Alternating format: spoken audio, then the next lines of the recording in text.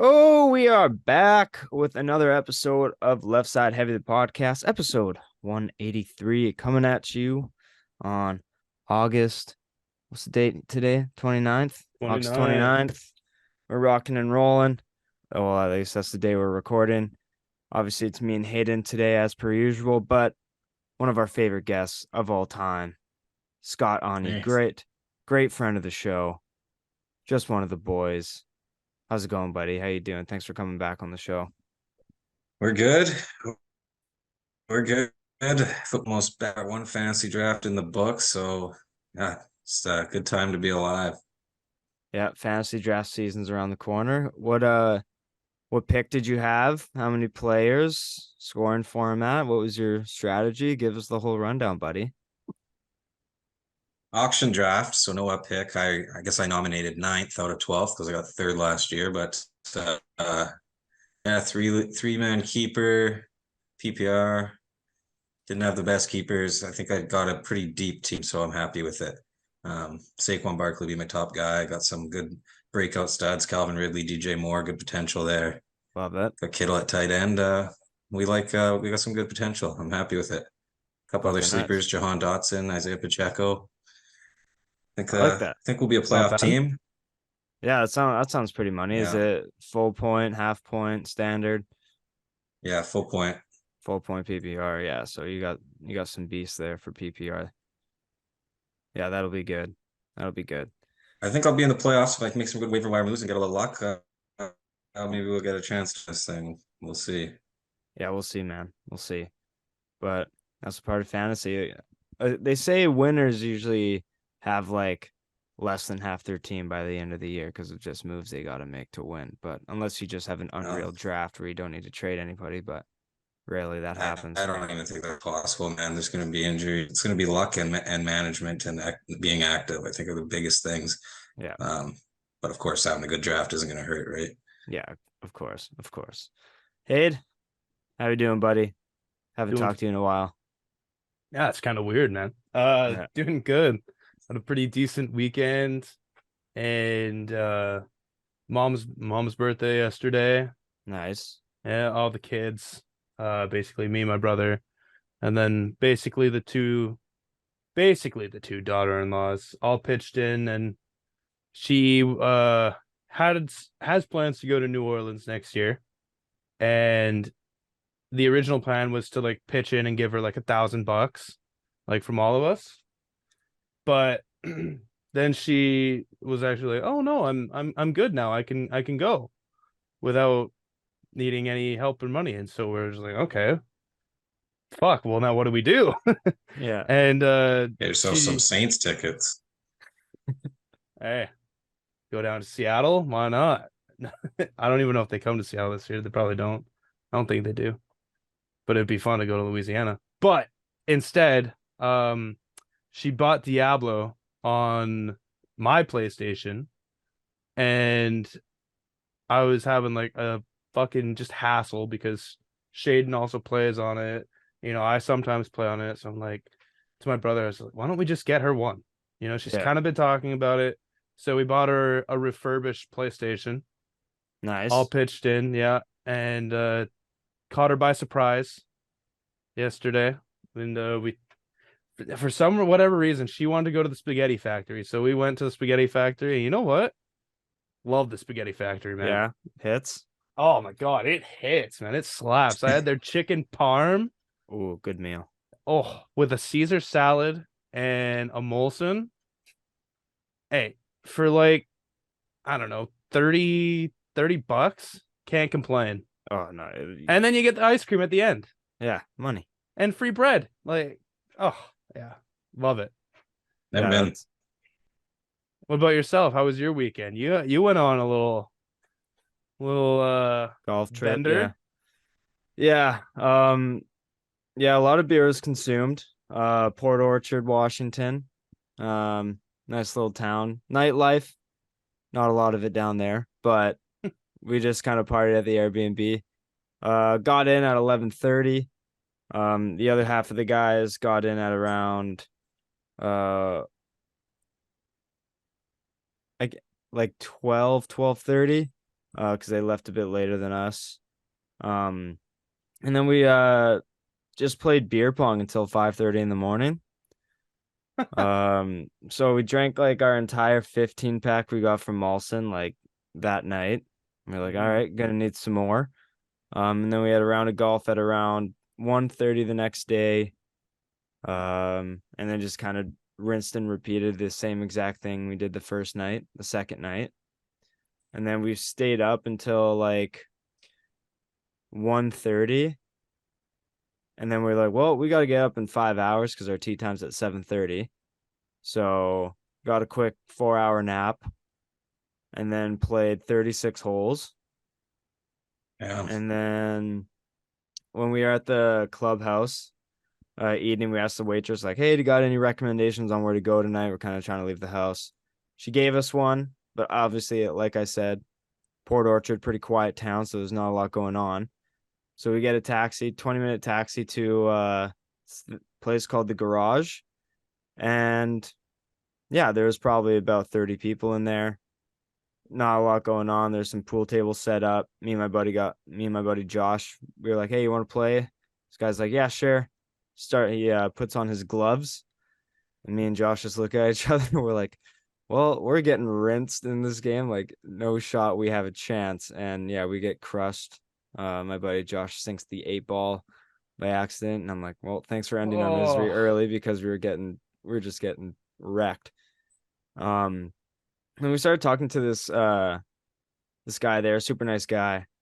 And as the night goes on, we were like kind of tapped out. So we were like, yo, you want to try and like get a taxi home or like go to like this different place that sounds decent? He was like, yo, I have my car here. I can just take you guys. And he's like, I've only had like one, so like it's no problem at all. And we're all like, okay, like yeah, sure. So we go back to his truck, and a couple of my buddy, like Edie and Josh, are both like, I don't know about this, man. Like it seems kind of like I have this weird feeling that this just isn't the right idea. So then we tell the guy, like, yeah, we're just gonna get an Uber and taxi, whatever. And then apparently Josh saw him take a couple bumps in the bathroom.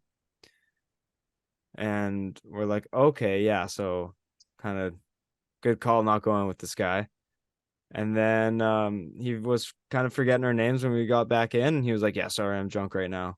And we're all like, weren't you just going to drive us home? Like, what was your whole motivation behind that? The fuck? Yeah, so we kind of got out of that one real quick. And then got a cab home. And then fell asleep immediately. And then played 36 holes yesterday. And then drove home after that. So it was a long weekend. Lots of beer was consumed, but told myself I was going to stop, but for the preview, I got to crack open the beer. So cheers. Probably still recovering, eh? Yeah, the trip was supposed to end today, but we bumped it up to yesterday. So I just kept this day off from work and just decided to sleep in. I think we slept a total of 14 hours that weekend. So I got about 10 hours of sleep plus a 30-minute nap. So I'm feeling a bit better. But yeah, I'm just excited to be talking to you boys again. But yeah, it was a good overall weekend. Would have picked a better city with better nightlife, but you can't really ask for much. Courses we played were really nice, so it's pretty good overall. But yeah, not bad at all. Good golf played or what? Started off good, didn't play too good the next 3, and then I ended pretty good. So it's kind of like some of the courses we played like in the middle were like pretty nice, but I didn't take them like kind of took them for granted for how nice they were because I didn't play that great. But the second course we played, it's called White Horse, and it was like so clean. Like it was probably the purest course I've ever played. But yeah, I shot 92 the first day. Couple times, next 3 times were between 100 and 105, and then the last day I shot 95 with 8 over on the back. So Tough courses. they were all pretty tough, yeah. We played Salish Cliffs on our fourth hole, like our fourth course. And it was kind of like under construction because they were installing some bunkers and stuff. But it was the type where it wasn't a lot of trees, but it was like fairway, small, thin lining of rough, and then thick fescue. So as soon as you went to the fescue, it was like impossible to find your ball. So that's the hole I shot the course I shot the worst on, just because as soon as it gets in there, it's like really hard to find, which I got really pissed off about because it was like I literally saw it bounce just in to the fescue and I went to go look for it in that area and I couldn't find it. So I was like really upset about it. So it was a lot of the guys' like second favorite course that they played, but for me it was like 4th out of 5 just because of how hard it was for me. A little bit biased. Yeah, but like the course itself was pretty pure. If they weren't installing bunkers, it would have been better. But I just didn't play great, so I was like, fuck this course. I hate it. But no, it was pretty good overall. Driver was working pretty good that day. So my one goal was to break 90 and not go over 100, and I didn't complete either of those goals. So, but but what can you do? Well, you were close the one time. Yeah, and honestly, like the last round, there was a few shots if I could like two blade, like I'm like at the green. Like there's a par 5 where I got to just to the edge of the green for my third shot and I got like a 7. And I'm just like, if I just bladed it on like a normal person instead of like shanking it right and then chipping it over the green and then 2-putting, if I just chipped it on and 2-putted, that's 2 strokes right there. Like there's so many. One time I played golf with you, you weren't doing any of that. You were lights out. Yeah, I know. It's like when one thing's working, the other 3 aren't. So it's like I got to pick one and just hope for the best. But yeah, my iron play was it was pretty bad this week. So it was either the driver was working every round, thankfully. So I was like getting off the tee box pretty well. But it was either like decent putting, decent chipping, bad irons, or okay irons, good short game, and bad putting. It was really inconsistent in that way. So it was kind of tough to really direct myself smoothly up each hole, but it is what it is. Can't really complain about the trip overall though. So it was good. But should we get into the meat of the show, boys? Get things rolling now. Hey, do you got a question of the week for us? Yeah, question of the week. Since it's kind of a football oriented episode, I thought about it. A lot of storylines this year, guys. What one are you most intrigued to watch play out through the whole season? You got a couple new quarterbacks and new places. Jonathan Taylor officially not being traded today. Yeah. Kind of shitty for fantasy owners because now he misses the first 4 games. And then just a couple of like sleeper teams. You know, are they going to be good? Are they going to be bad? A couple of good teams. Are they going to be bad? Are they going to be good? Yeah, I have one, and I was gonna save it for when we do our AFC preview. So I'll save it for then. But my backup one right now is the Lions. The Detroit Lions.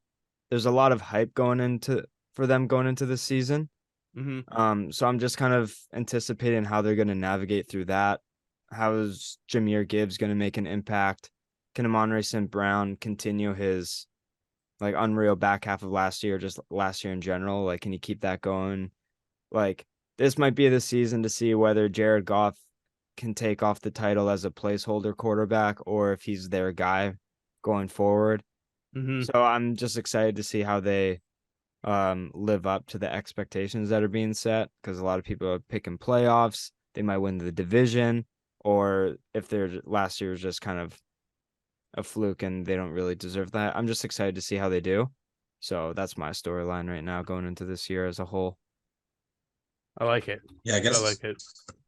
What I would have to say would be that it would come up in the AFC preview too. But I'm excited to see what Bryce Young can do. We've had a lot of flops with first overall QB, or at least not great rookie years. Lawrence, the jury's still out on that one, but lots of bad ones over the last, decade. They don't have a lot going on there. I think Adam Thielen will be huge for him. A good little safety net, good veteran receiver. And there's no really many good quarterbacks in the NFC. He might be a top 3 or 4 quarterback in that conference already. So excited to see what he can do. See if the size plays into it. See if he's getting balls batted down. But he might be like the 3rd or 4th best QB there already. Yeah. Yeah, I'm excited to see what he does as well. As someone who doesn't tout quarterbacks early, Justin Herbert, Scott, going in there already with the young guy. Personally, for your sake, I hope he flops. I hope he just eats shit. I really couldn't care less either way, to be honest. But looking at the QBs, like, is Kirk Cousins and Goff the best QBs in the entire conference? Hey, Derek Carr. Okay. Yeah, maybe he's in their tier. Jalen Hurts. There's nobody there though. Jalen Hurts. Literally nobody. Yeah. Oh, I forgot about Hurts, I guess. Yeah. So yeah, it's Hurts and everybody else though, really. Yeah, it's Hurts. And in the NFC, I definitely agree. It's Hurts and then like Goff, Cousins, Dak as a package, and then the rest is just like, who knows? Like even Dak's considered a wild card to me. I would put Carr in that tier there. Yeah, but I don't see why a young guy couldn't get into it. And maybe it's Jordan Love, who knows? But some young guy is gonna have a big year over there. Yeah, I like the whole Jordan Love aspect this year. I personally, that would be actually my kind of storyline, is not the Jets and Rodgers, but Green Bay. Yeah, that probably is way more interesting, actually. It's the whole storyline playing over again. Veteran quarterback goes running of 2 good QBs. Exactly, going to the Jets, man. Like, and then the fucking guy that they draft in the first round has to wait. And when his first start happened, like, yeah, he didn't look good, but his first season taking over, I like the young receivers around him with Dobbs and Watson. Yeah, sorry, I get Dotson and Watson confused sometimes. And then even like their rookie running back in the preseason, Buddy was a fucking tank. Yeah. And that going right behind Aaron Jones and AJ Dillon, watch out for them in a couple years. I think Love still has to get a whole season under his belt, but that's my interesting storyline. Can Matt LaFleur really be Matt LaFleur without A-Rod? Yeah. I think what is Matt LaFleur Rodgers anyway? They fucking never won anything. So no, they didn't win anything, but they won a lot of titles. They didn't even have a defensive season without Nathaniel Hackett either. Nathaniel Hackett's the real genius behind that operation. Nathaniel Hackett, the GOAT, some would say. The worst coach of all time. Even worse than Urban. You think he's worse than Urban Meyer? Oh boy, that's close. There's a good case for it. I will say that. When Hackett couldn't control the play clock, like that shit was like the immediate like, okay, this guy stinks. Like the guy from SpongeBob. Yeah, Urban Meyer's coaching wasn't that bad. He just physically assaulted his players and young women at the bar. So yeah, just everyone's scared to just be around. It's just 2 decades too late. Yeah. But yeah, that is question of the week. That's a good question of the week. Yeah, I'm excited for that. But we're gonna save the best parts of the episode till later because there were some big bombs dropped in the NHL this past week. The main one being Auston Matthews gets the extension that he was looking for, and he becomes the highest annual paid player ever, getting a 4-year, $13.25 million contract. Obviously, that's his average annual value. Obviously, we all know the player that Auston Matthews is. Kind of had somewhat of a down year last year, but he was battling some injuries and just health concerns in general. So he didn't put up the biggest production, but he did win the Rocket, Lindsay, and Hart the year prior. So he's obviously an unbelievable player in himself. But Scott, I'm going to go to you first. What do you think of this Matthews extension? Great. I mean, get a top 5 talent like that for cheap. you want to win with this core. Yeah, it's a bit expensive, but it's not that crazy percentage of the cap wise as his previous contract was. And I mean, as we've been saying for years, the cap is up, right? I think eventually they've been saying that. Hopefully. Fucking, if it's gonna happen, it's gonna happen. But yeah, you don't want to give up on that core. I know I don't want anything.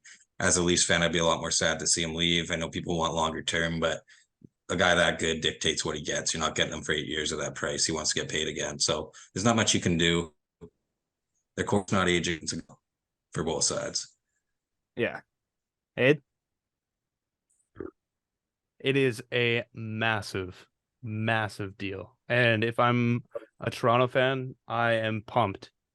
It's like you got to pay your best player. You're not wanting to see that guy walk. So for Toronto to lock Matthews down for a good period of time, hopefully Toronto can actually fucking do something and actually progress and make this contract worth it. Yeah.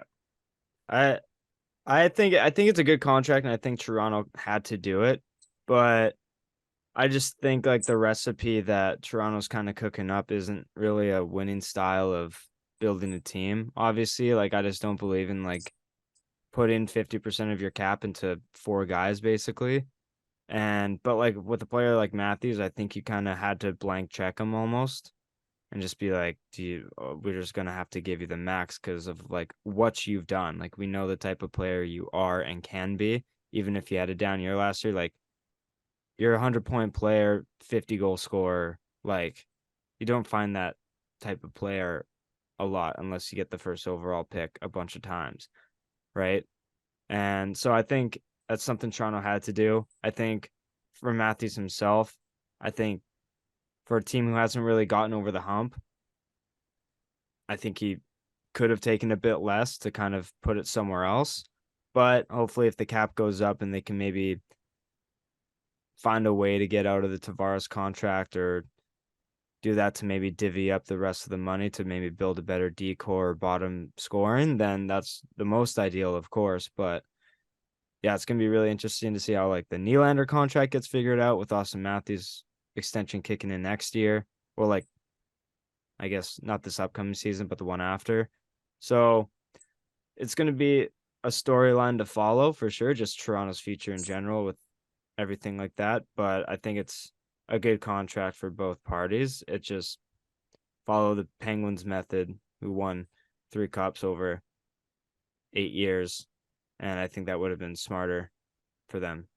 But good contract in general. That might also just show like the type of character, because obviously you look at Crosby and Malkin and Letang, they all take cuts. They care about being the best, not so much getting the bag, which I mean, I respect both of them. Get your money. Yeah. You're like one of the best athletes in the entire world to play a sport. You deserve to be paid like it. But at the same time, it kind of shows where your heart is at. And a lot of people look at it differently. A lot of people view it as, this guy doesn't care about the team. I don't know. He cares about money. Because I hate that too. Like, I mean, because Brady did it for years, right? And the Pats sustained so much success. But I like to think that, if I was this, elite athlete making all this money, I'd take a pay cut myself. But nobody does it. Like you named a couple guys. There's less than 1% of stars like ever done it. So I can't say it's anything about their character in a bad way. All it does is say something about the other guy's character in a good way. If every 99% of guys aren't taking pay cuts, I don't think that means they don't want to win. I think it's just that's how the league works. Like those other guys just go to another level by taking the cut. It drives me wild too, just because you've seen it work in New England for 20 years, and like the guys you just mentioned in Boston with Bergeron and whatnot. You watch it work, even though I guess the Bruins only won 1 cup. So does it really work? But they got to a couple finals. A lot of success. They had a team to get far where Toronto just got past the first round. So yeah, well, they got a team to get far too. They just haven't done it. No, that's fair. See. That's fair. And I wish more guys would do it, though. I really do. Yeah, and Crosby said it best. Like taking less doesn't work if not everyone does it. Mm-hmm. Like if only one person takes less, but when Nylander's contract's up, he accepts a $12 million a year contract. It's like, well, what the fuck, dude? I could have got 13 and a quarter, but instead I took 10. And it's just like, I thought we were all on a train to take less. And it's just like, what are we really building here? But also at the same time, NHL players aren't paid the most. So I feel like as a player like Matthews, maybe they have a cap guy in Toronto that's saying like, hey, if you take this, we'll still have this much cap room in the next amount of years when the cap goes up 7 million in like 5 years. Like, who knows how much cap room they're gonna have with that extension, and it could still work a ton. But just as a blank slate right now, Toronto's just looking tight to kind of build around them. But with the cap does go up like 5 million or something like that next year, or 3 million. Like, I have no idea, but yeah, we'll see how the future Nobody holds in knows. general.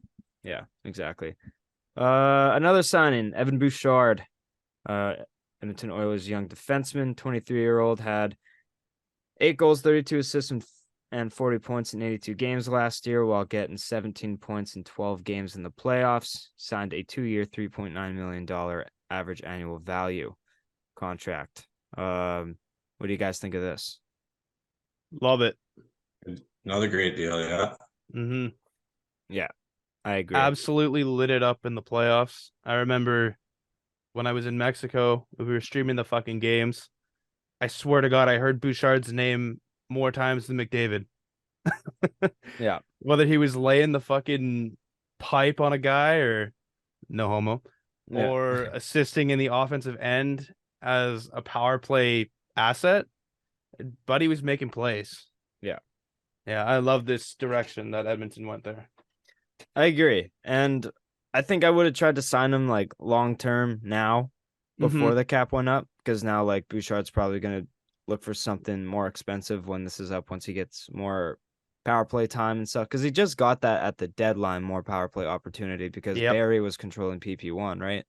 So now once Bouchard's like stats kind of go up, he's going to be asking for a bit more. So I would have bit the bullet now, and hopefully him play into that contract, like maybe sign him for like 5 mil per, even though who knows if he's worth it now. This might be a one-off year, but I would have taken the risk instead, because I think the Oilers would have too. Like, Evan Bouchard knows what's going on there. He knows who he plays with.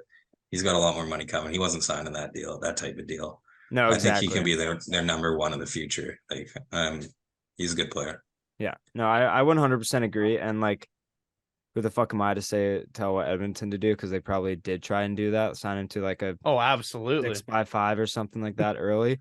But yeah, he just signed me to a 2-year bridge, and then I'll get my bag once the cap goes up, because he's going to be that number one guy for many years to come if everything works out the way it did last year. Next signing, Alexis Lafreniere, New York Rangers forward, 21 years old. He got 16 goals, 23 assists for 39 points last year in 81 games, and recorded 0 points in the playoffs in 7 games. He signed a 2-year, $2.325 million contract. That's his average annual value. I think this is kind of fair. He still has the potential to maybe play into a middle 6 forward. I don't think he'll ever live up to his first overall potential, but I think this is a fair deal for the short term, maybe a couple more years to develop. He's still really young, but obviously has underperformed his expectations. But I think this is a fair contract to what his value is now. But what do you boys think of it? Yeah, you nailed it. I mean, he hasn't shown enough to get anything more. These next 2 years will show if is he a top 6 scorer, or he's dead. You're right. He's not a number 1 overall pick. He never will be that guy. I mean, some guys, I don't think this late. I think we would have seen a 60, point season from him by now. Yeah, it's probably the last couple of years he'll have in New York, unless he plays well. Yeah, and we'll see him bounce around as like maybe like a Sam Gagner type for the rest of his career, or something like that. Yeah, I can see that as well. Ed? Yeah, you put it perfectly. Middle 6 is probably his rest of projection for his career. And if he ever makes that jump up, that'd be awesome.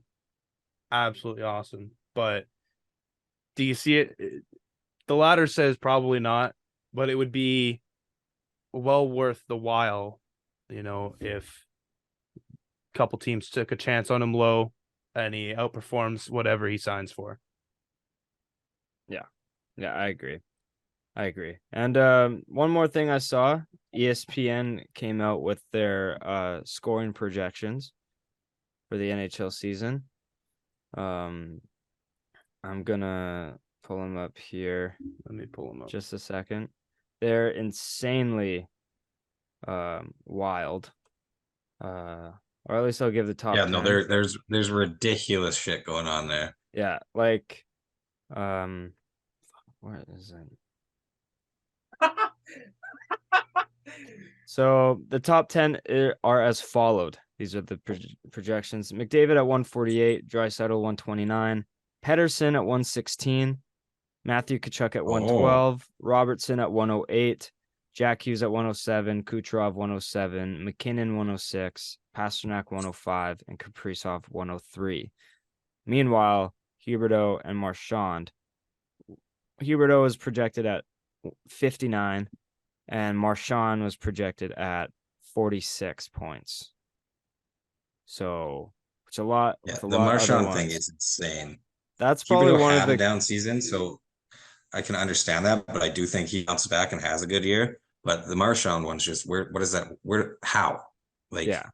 Pasternak's going to get him 40 points on the power play at least. Yeah. It's absurd. I mean, I get them losing their centers. I get that, but he was already a better player than those guys. Yeah. Yeah, I don't understand it at all. Yeah, like you said, Scott, he's gonna get 30 points on the PP alone. And then he's probably gonna be like a 70, 80 point player this year. Like, I would not be surprised if I saw that. Like 46 points is crazy. That's insane. And Wyatt Johnston in Dallas, they projected his point total at 25, and he had 24 goals last year. Like, what kind of projection is that? ESPN doesn't know hockey, man. Yeah. And honestly, their goal is to do exactly what we're doing now. We're talking about it. And so, like, I just don't believe that one person saw last year Marchand get X amount of points and then put him down to 46 this year. Like, it's crazy to me. But out of the top 10 that I listed, were there anything that kind of caught you off guard? Anything that I'll say two things really quickly. I'm sorry. McDavid going back-to-back 60-goal seasons. That'd be electrifying. Yeah. Ain't gonna happen. I think he could score 6 for 10 in a row if he wanted to. But I'm scrolling down and I see the ranks that they gave these players. Rank number 21, Connor Bedard. Guess how many points they have him projected at? 90. Yeah, okay, I guess you saw it, but like, what? Yeah, they had that's pretty crazy. They had Crosby at 89 points. So they had Bedard outscoring Crosby on a worse team as a rookie. That is just not gonna happen. That would be insane. Yeah. It's a Chicago market, man. Get the fans pumped. Yeah, it's they had Slavkovsky at 55 points and he played one. Yeah, more than Marchand. Yeah. Fuck, man. Who did they get writing this list? Adam Schefter at ESPN? Fuck hell. Who doesn't know hockey in this league? Like, you don't just get I know the last 2 seasons will tell you different, but like, I feel like they're kind of an outlier when you just get 60 goals. Like, that just doesn't happen. Yeah, I was like baffled. Connor McDavid does a million things that don't happen though all the time. And the funniest thing is, it's like they have him getting all of those points in, and then just having one less game. You're telling me in one game, I mean, I guess he could. He could easily score a hat trick and have 2 assists. But that seems so absurd just to project that for one game. Yeah, so this is a shout out to NHL Breakers, who posted this on Instagram. So Bedard at 90 points, Crosby at 89, Slavkovsky at 55, Marchand at 46, Luke Hughes at 51 points, Hedman at 50, Pedersen at 116, McKinnon at 106, Erik Karlsson at 97 points, Makar at 85 points, Auston Matthews and Tim Stützle. They're just throwing numbers at a dartboard here. Matthews at 99, Stützle at 99. That one isn't as crazy to me. Like, I think Matthews cracks 100 and Stützle's a bit less than 99, but like, those numbers aren't far off in my opinion. Shane Wright at 40 points and Wyatt Johnston at 25. Novak at 63 and Huberto at 59.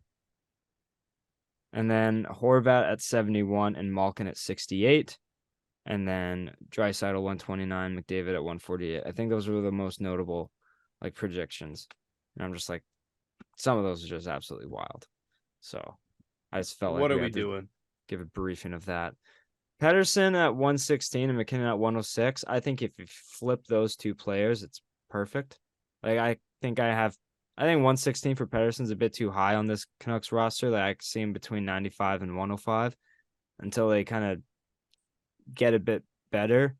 Then I think he kind of hovers around there before he takes the next leap into like the 110s. But I think McKinnon, just the way Colorado's built, I think they're a bit better for him to get 106. Like I think he's capable of getting around 115. But like I still think Pedersen's a 100-point player. Just 116 is a bit too high for me. I don't think he's going to be third place in scoring this year. It's a big year. Yeah, but also like he's really good, so like I wouldn't be surprised if he is. I just don't see it. But hopefully he does. That would be dope. But let's get into the meat of this episode, boys. The AFC preview. We're going to go division by division, talk about our biggest X factors and the most notable storylines of each division, followed by standings of each division, then the whole AFC standings, and then stat leaders of the entire league to end it off. So we'll start off with me and Scotty's division, the AFC East.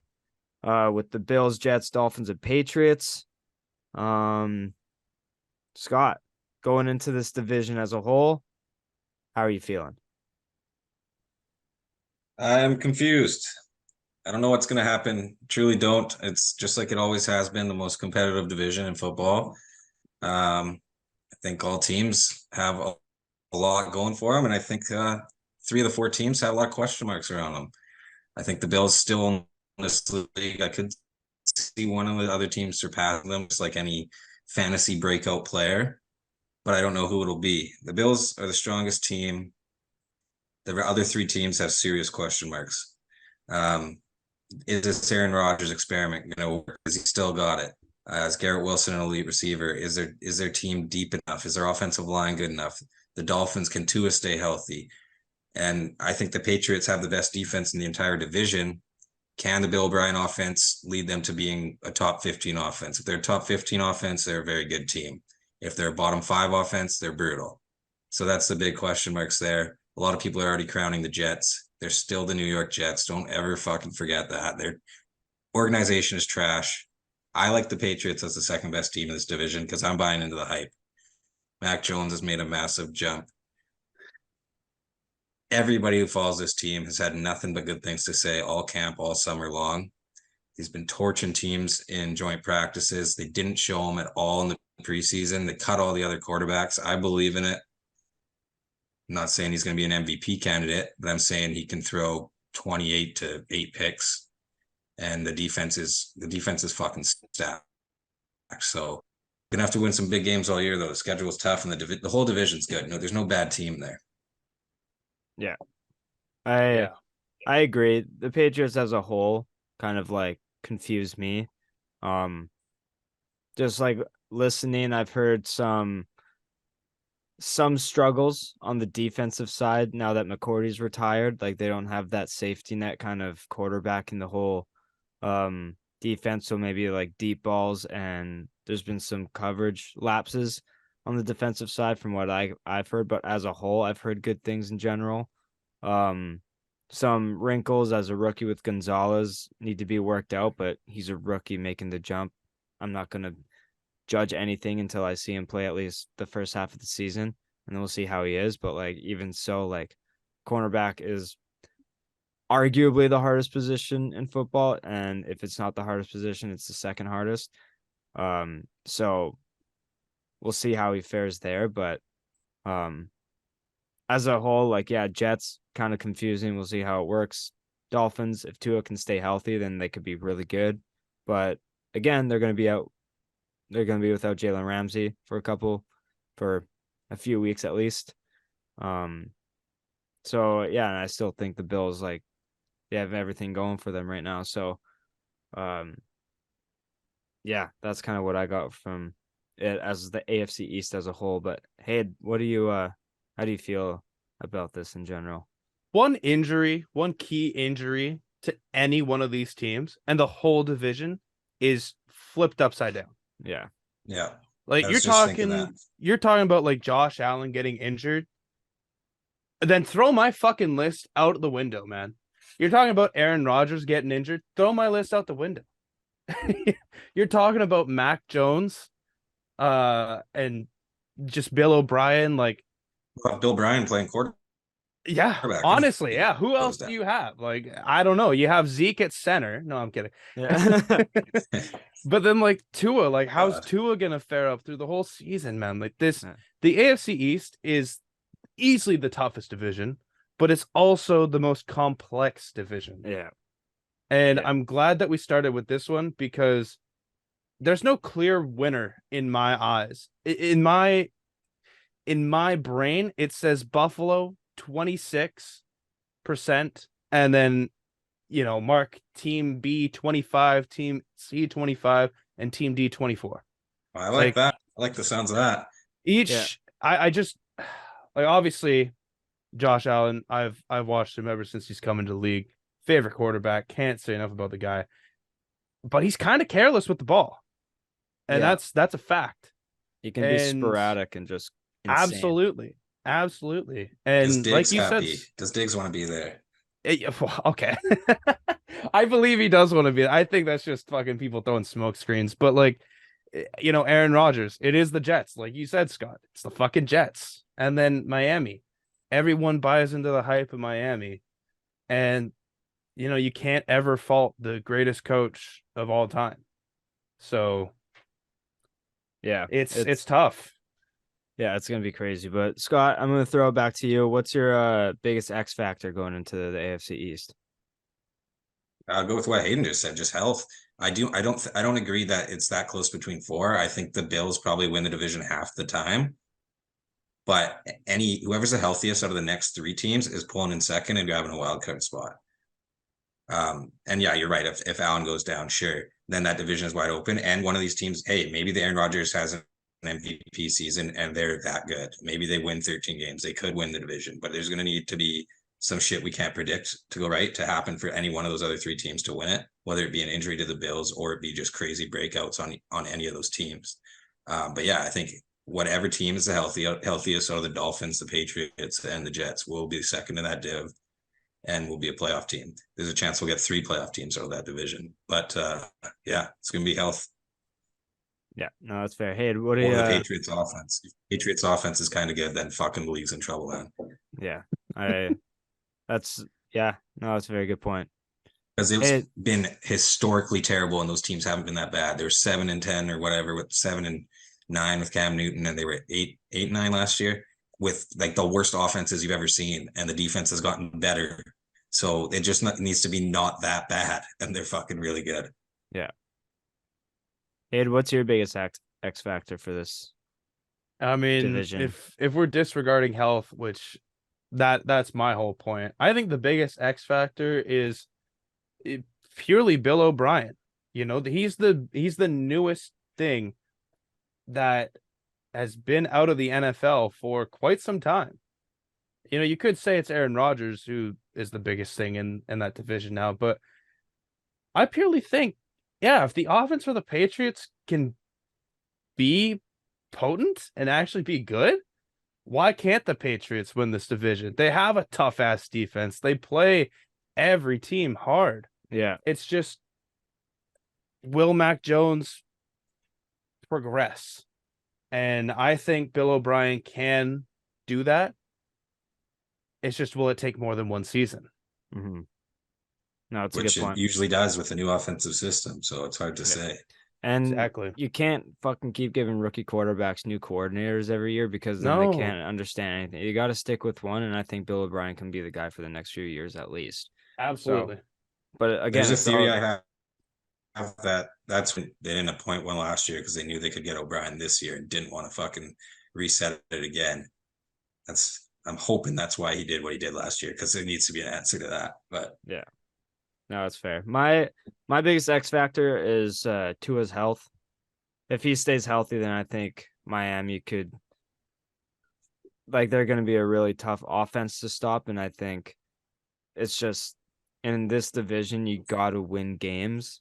And I think Dolphins have one of the most electric offenses in general, even if they, like, as well, if they up their trade value or their trade for JT has been reported. Like, if they can get him too to add to that, then like they got a lot of ballers on that team. But like, Yeah, that scares the shit out of me. but like, Yeah. but like Tua, like if he can stay healthy, he's a good facilitator of the ball to Waddle and Hill. So if he can stay healthy, then I think that Dolphins offense can carry a lot of weight around this league. But if he's not healthy, then I don't know how much Mike White can do to keep that offense going. So that's mine. For storylines, I'm just gonna keep it going. It's Rodgers and the Jets. I just think like what's gonna happen there. New offense, Nathaniel Hackett's rejoining Rodgers just on a different team. They got Garrett Wilson and Sauce Gardner having rookie of the years last year, so there's a lot of expectations going into that year as well. So just the whole Aaron Rodgers situation on New York, like how is that going to fare out? And to go along with Scott and Hayden's points, like if everything is connecting well and working smoothly, then they can be really scary. But if Rodgers has an off year, then it's the New York Jets. So that's my storyline going into this year is Rodgers and just that offense in general. But Scott, what about you? Yeah, that's it for me too. I mean, who knows what's going to happen there? It's you had a bit of a down year. You couldn't win shit with the Packers last year. Everyone kept saying last Jets are one QB away. I don't believe that to be true. I think good. I think that Garrett Wilson is good. I think they have two good backs. I don't think they have anything else on the offensive side of that though. And I guess that's a lot. But the O-line, I don't think is top notch, and none of the other receivers. I mean, I know we brought Cobb and Lisbon there. Don't mean anything to me. So you need teams to win with that, like just one elite receiver and like a run game. We've seen Dalvin Cook and Justin Jefferson in Minnesota. They won every game by 1 point last year and got blew out by a bunch of teams. Like you're not winning with just that. I guess their defense was terrible, but yeah, this is the Jets. What are the Jets going to do? They're getting crowned way too early, which I would be terrified if I was a fan. No, that's fair. That's a good point. Hayden? Yeah, it's easy to buy into the hype when, you got a middling-aged quarterback coming in with a elite on the rise defense. It's not like we've seen this before, Denver. The only difference is better coach. I like Robert Saleh, obviously more than Nathaniel Hackett. Obviously this year, Sean Payton's a different story with the Broncos, but yeah, it's all about the Jets, and I hate that it's all about the Jets because there's so many other storylines in this division. And if we want another division, or if we want another storyline, then it's for me, it's what the fuck the Bills gonna do?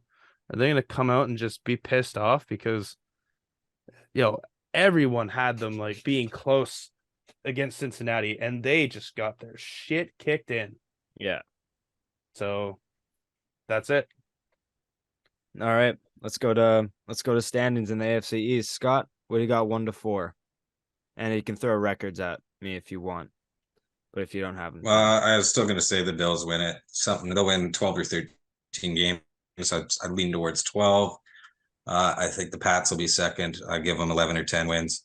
And then the Dolphins 9 and 8, 8 and 9, and the Jets maybe 6 and 11. Not buying the hype in New York. They're in the basement. The Jets are still the Jets. They always will be. That's fair. Ed, what do you got? Yeah, I do have the Bills winning, even though I talked about it, but I did give them the 26%. So I have them at 12 and 5. I have the Patriots and the Jets both tied at 10 and 7, and the Dolphins at 8 and 9. Very similar predictions. Very similar predictions. We just differ on the Jets. Tough decision or tough. I think Tua's health is going to play a lot this year. Dude, that guy is a fucking one headache away from a lifetime of seizures. Yeah. Can't win with a left-handed quarterback. It just doesn't happen. I got the Bills. As a lefty, I don't believe in lefties. As a lefty, you don't believe in lefties. Yeah. No, how do you spell lefty, with a PH or an F? The ones you don't believe in is PH. I got the Bills in first at 13-4. I got the Jets in second at 11-6. Dolphins 10-7, and the Pats at 9-8. Oh, that's brutal. But I literally think I think every division game is going to be like really close. 1-1. I just don't know if I can buy into Patriots offense being any more than top 15 to 20. I like where your head's to be at. any more than that. I like where your head's at. You're keeping a low expectation, and when you get above 9 wins after like game 12, you're gonna be like, all right, let's fucking go. Like, obviously, I hope I'm wrong, but I just don't know if I can believe Juju Smith-Schuster or Devontae Parker being our first wide receiver and us like doing well offensively. Like, I just don't know if I can believe in done that. by committee. Don't need an elite one. I hope I'm wrong, but I just I think our defense to win is the still Super going to be top 5. Bowl? Do I think tough team? I don't think you need that. Well, I just don't think they're going to be any better than 9-8, and I think the offense is going to be pretty. I don't think much is improved as a whole, in my opinion. Well, hope you're wrong. I do hope I'm wrong. I'm just trying I think you're wrong. Okay. You also had Not high happy hopes with your about. opinions. You also had high hopes about them last year, and we finished last in the division too. So We didn't finish last in the division. The Jets did. Yeah, the Jets did. okay. We don't finish last. Barely. Yeah, it was barely, but They did. They're the Jets. You look sound a lot like a Jets fan over there. What's their slogan? What's up? Fly, Jets, fly. What's up? I didn't hear you, Scott. You lagged out there. Oh, sorry. I said you sound a lot like a Jets fan, but they'd probably have us at 4 wins. Dude, don't ever say that to me Is again. my connection going out? A little bit, but that might be more on my side. But don't ever fucking say that about me again, or else I'm kicking you off this fucking Zoom call. Jesus Christ. I don't know if I want to see with a Jets fan. Dude, I'm about to fucking Oh, cancel this guy. look at that. He even turned off his camera right there, Scott. No, I just turned off. I'm back. Now he's mad. He's changing into his green jersey. Yeah, to wipe my ass with it. All right, next division. The AFC North. Pretty like kind of 2 teams kind of control it, but one team more so than the other, and then the other 2 are kind of climbing out of interesting positions. But overall, I think it can be decently competitive. But Hayden, I'll start with you first this time. What's your biggest X factor in the AFC North? My biggest X factor is honestly kind of the middling team. Mike Tomlin, head coach, never before finished under 500. It almost happened last year, man. But if not last year, this year, this is the hardest challenge, I swear. You have 3 very, very elite quarterbacks that you have to play against for 6 games of the year. How is that gonna fare out? Like, I know it's the Steelers. You always want to like say, oh yeah, they're gonna finish above 500. They always do. But going up against Watson, Burrow, and Jackson for 6 games, holy fuck. Yeah, it's gonna be tough. That's tough. Yeah. No, 100%. I agree with you there. So the X factor for me is Mike Tomlin. Scott? I think it's Deshaun Watson. You said 3 elite quarterbacks. We don't know that. We don't know if he's still an elite quarterback. He didn't show it last year. I believe that he is, but we don't know that. He hasn't been an elite quarterback for several years now. So until he shows it in a regular season game, we don't really know what's going on there. Division with the Patriots division for being super fucking competitive. Like Pittsburgh destroyed the George Pickens, Kenny Pickett both look great.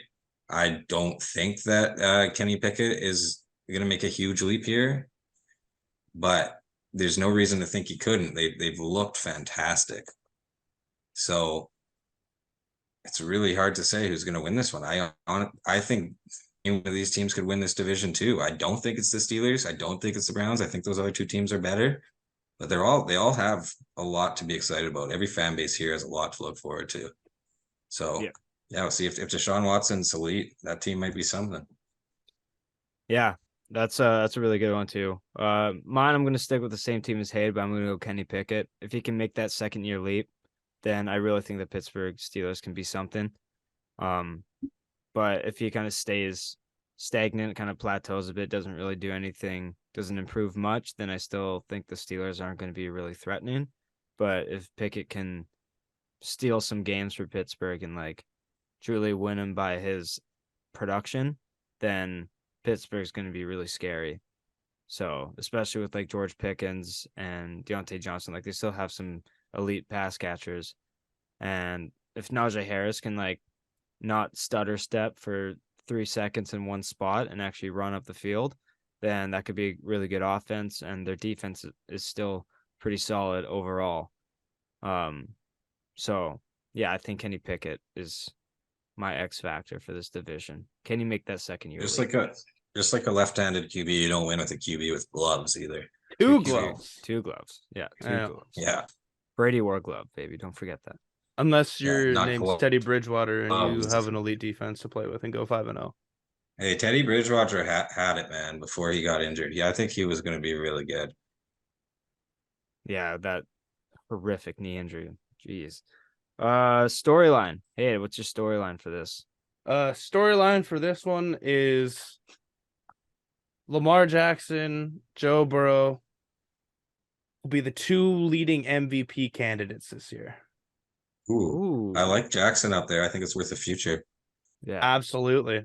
I see this being like the battle of the AFC North for MVP this year. They both have pretty favorable schedules. PFF graded them like pretty middle of the pack, and they're both, I consider them both elite, maybe like elite S, elite A, whatever you want to say. There's a lot of tier rankings these days, but I just think they have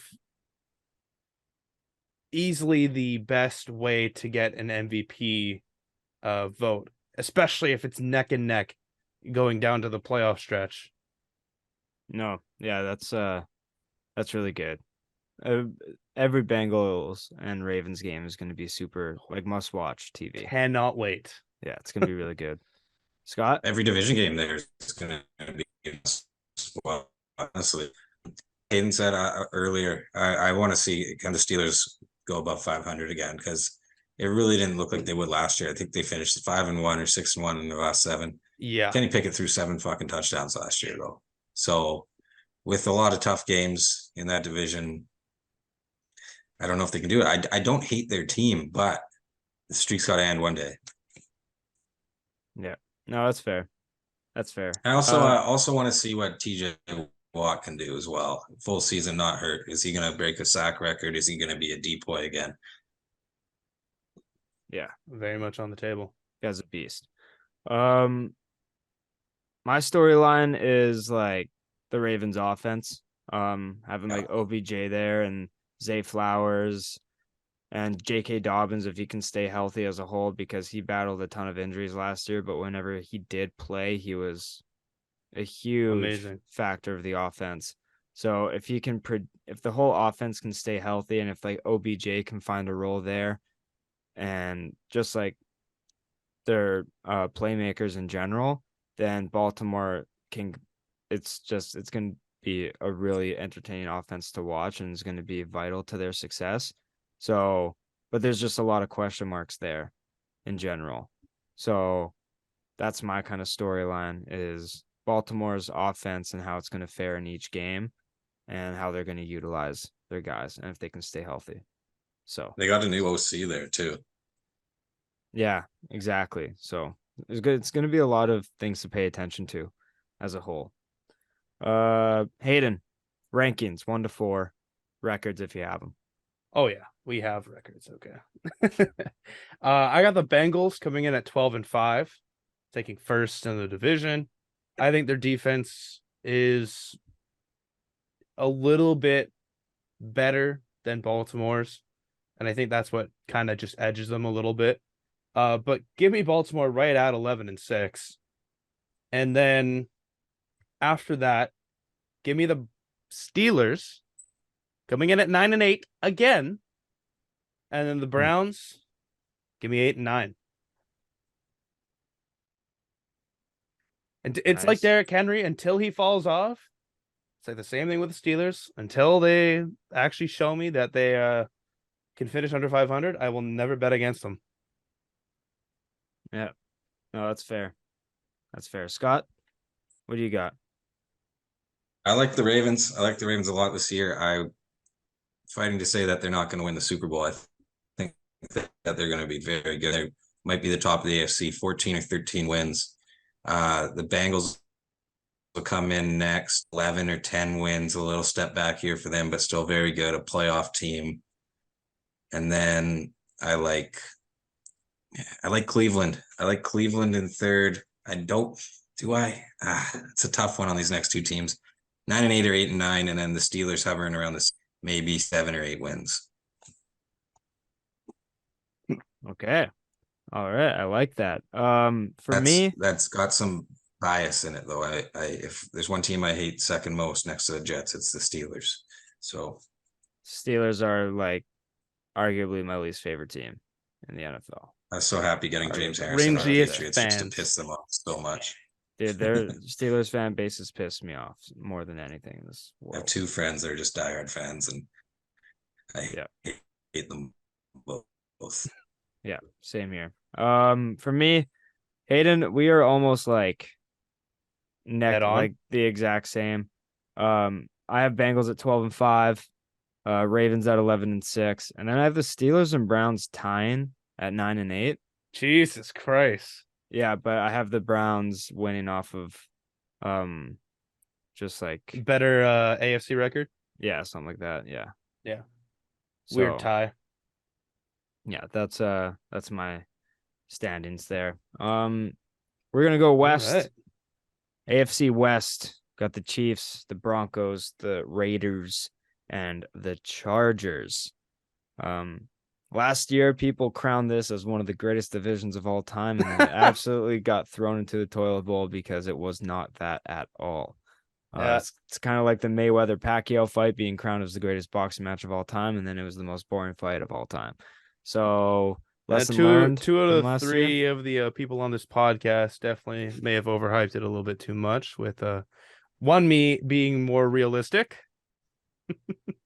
I was a big Raiders guy last year. Big Raiders guy. That didn't play out. I was a big Broncos guy, and Nathaniel Hackett happened. So Ugh. That was fun though. yeah, no, it was a great time. It was a great time for sure. Myself, I'm gonna start here. The biggest X factor is gonna be Kellen Moore. How is he gonna fare with this offense and Herbert? He's got an excellent new toy. With Jay Herbo, and they got a young, great receiver in Quentin Johnston that I think is going to fare much better for Herbert's game. Williams is obviously a deep threat, but he's more of a jump ball type of guy. He can't get downfield as quick, but Quentin Johnston can move a lot quicker. And I think Kellen Moore is going to have a field day with how he's going to utilize Eckler in that offense. So I'm just kind of excited to see what he's going to bring over and put into this because I think it's now or never for the Chargers to actually start playing into Herbert's talents instead of just throwing checkdowns all the time. He needs to start kind of getting more playing into Herbert's game, and I think Kellen Moore can do that, but it's going to be the X factor on whether or not he does it. So that's what I got down as my biggest X factor in this division. But Scott, what about you, brother? Well, I don't even think. I mean, I love everything you have to say there, but I don't even think that's an X factor because I don't. They touch the Chiefs no matter what they do. I guess it is for them, but I don't think it is going to have any effect on the division. There's not really much there to me. The Chiefs are the Chiefs and they own it. So I'm just going to say, who is the number one receiver? Is there going to be a guy that comes in and can, kind of fill Tyreek's hole now? I know they didn't need it filled and they got Kelsey, but can a Sky Moore, can a Justin Ross, can one of these guys be 1,000 yard, Tony. 8-10 touchdown guy? Yeah, see, look at it. Could be anybody. I like those other two more than Tony personally. Tony's more of a gadget to me, but I'm really interested to see, and even just more for fantasy sense, is there going to be a league winner on that team? Oh, other than Kelsey, I think I maybe say other than Kelsey and Pacheco. Yeah, that's gonna be the question, man. Like, who gets the one of the three dragons Or on that MVS team? even? Fuck, any of those four guys I could see being there. There you go. Receiver, man. Yeah, other than Kelsey, Mahomes is going to find a favorite. And yeah. whether or not who gets the target share. And that's why I think it will be Kadarius Toney, man. Like, in the short spurt that he had with them, if he stays healthy, man, he could be in the backfield taking receiving ends and going up against a linebacker. Like, that's just such a mismatch. He had like 170 yards and a touchdown in the Super Bowl. Like he had a great game. And was it the Super Bowl? Yeah, I'm pretty sure I read up on it. Oh, Tony, like he had or at least just total yards. Like he had a really great game there. So, and he's more familiar with the offense in general. So no, I think that's a good X factor, Scott, of like who's going to take the reins in that wide receiver room. And he will get a favorite, but is that favorite going to be like 1,100-1,200 yard guy, or is he going to be 800 yards? Right, like it's hard to say. He threw 9 touchdowns to McKinnon last year, and there's always Kelsey. So like, is one going to truly be a top threat? Because obviously there's going to be a guy there that gets more balls, but is he going to be, Yeah, no, that's fair. That's a fair point. Jeff, I don't want to be that guy. I don't want to be the one to diminish your reading up ons. But in the Super Bowl, Kadarius Toney had 1 reception for 5 yards. Maybe it was the playoff run. It was it was the regular season. He had fuck did I read then? I read the receptions for 171 yards. Okay, 1 sec. Let me just read what I read. While you do that, I'll give my X factor. My X factor is Sean Payton. Call me a homer, call me unbiased here, but I think, or call me biased, sorry. I think this is truly the coup de la grace for Sean Payton. He wanted out of New Orleans so bad. There was all this talks of him going to Miami years ago. I feel like he does get a lot of hate just for all the shit that he has done while being a head coach. He's one of the hard-nosed Bill Parcells tree guy. And I mean, I'm not ashamed to say it, but I think there's a hit out for Sean Payton. No pun intended. But if he can lead Russ to actually being a competent quarterback, I think the Broncos could make some noise. But then it's also, man, we saw the worst year from Russell Wilson ever last year. How is this going to happen? I don't know. But that's why Sean Payton is my X factor of this division. Yeah, I read that. Oh, definitely. No, yeah, Sean Payton, I was deciding between Payton and Moore for me. Like, I think Sean Payton's going to be vital for the Broncos on whether or not they succeed. But yeah, I think that's a really good one. What I read on Kadarius Toney was when he got to the Chiefs, he had that stat line. He had like 3 touchdowns and 170 plus yards, and like since he arrived there. But for some reason, I read like in this because I knew he caught a touchdown in the Super Bowl thing on his one catch he caught when I saw him run in against the Eagles, but maybe I was just crazy. Storylines for the AFC West. For me, it's going to be how I think the storyline for me is Peyton and Russell Wilson. Like, because Russell Wilson had 16 touchdowns last year, and that's just horrifically bad for a guy of Russell Wilson's talents. I don't think he's going to be that bad this year.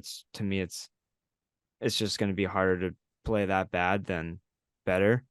So I think it's going to be really interesting to follow to see how much Peyton's presence makes an impact for Denver. Because I still think Cortland Sutton and Jerry Jeudy, KJ Hamler, I still think that's a very talented offense. But it's just going to be a matter of how does Sean Payton impact that, and can Russell Wilson bounce back? So that's my storyline to follow. And it's obviously kind of your X factor hit. So just kind of, you teed me up a little bit there, which was nice. Perfect. Scott. Yeah, I was gonna go that way too, but I'll mix it up. I'll go to Las Vegas and give you two. One, does Devontae Adams finish his year as a Raider? There's already been talks about him becoming a New York Jet. I think that team is going to have to rebuild whether he becomes a Jet or not. And then is Josh Jacobs going to be able to repeat the same shit he did last year with missing all of camp? He led the league in rushing yards to get 1,600 yards last year. Can he come in and be that great player that he was last year? As per being teed up on storylines, I'll take over. Scott, I say the latter of both of those happen. Devontae Adams ships off. Josh Jacobs can't do anything in this offense. Josh McDaniels fired before the season ends. Wow. I mean, all those things. The third one of the things he's probably the most likely. But yeah, that all could happen for sure. Mark Davis goes bankrupt. Bang. Yeah, I've heard Mark Davis isn't even that rich. I mean, no, he isn't. He is, but... No, he isn't. And that's why he's screwed if he fires McDaniels. And it's from all the flights. That's why he can't fire York. McDaniels. It's from all the what he take the flights. He can't afford to hire another coach. Yeah, true. It's all the flights he takes to New York to get that shitty fucking haircut he has. Oh my god, no, isn't he bald now? Oh, is he? Yeah, well, then that's yeah. Why do you think he went bald? Because he can't afford any more flights. It's like fuck. Can't pay his pilot anymore. One of my girlfriends shave off my head. Yeah, please. Yeah, please. All right. Standings here for the AFC West. I'll kick her off here. I have the Chiefs running it back with an unbelievable season of 15-2. I got the Chargers second place, 11-6. Broncos 7-10, and the Raiders 5-12. I think it kind of goes pretty similar to last year. Scott. Yeah, I'll go the exact same order. I don't know if the Chiefs can win 15 games though. Give them 13 or 14. Chargers come in as a wild card team. Maybe 9 to 11 wins there. I'm going to do a big spread on that one. And I think Denver gets a little better. Maybe they can get to 8 and 9. And the Raiders suck. 4 or 5 wins.